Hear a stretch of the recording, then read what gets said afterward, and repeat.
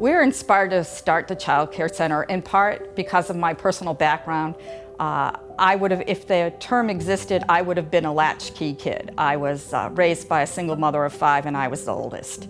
And I know how hard it was for my mom to deal with child care.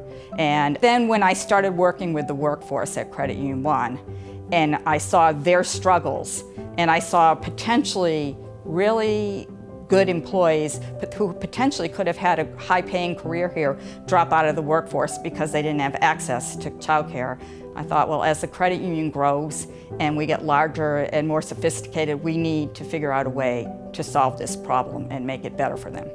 The more I learned about the licensing requirements, I realized that we really needed to have control over the space to do it the way I wanted to do it. And so in 2003, we began planning for the headquarters building of Credit Union 1. I took a big leap of faith and had a child care center designed into it. And we opened this new building at Abbott Road in 2005.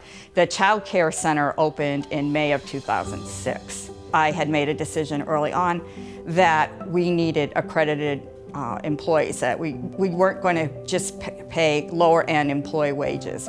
So we had a whole initiative to incorporate our Credit Union 1 Learning employees into our wage and benefit schedule, which the unintended consequence was that some of the providers in town had to increase their wages to child care providers because we became new in the marketplace, and if you had the right accreditations, we were willing to pay you to do that.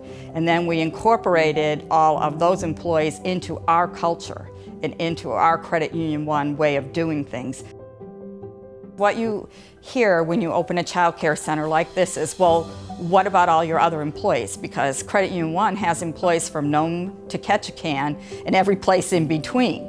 So it's like, well, is it really fair that the Credit Union 1 employees in Anchorage have access to this wonderful child care center, but your other employees don't?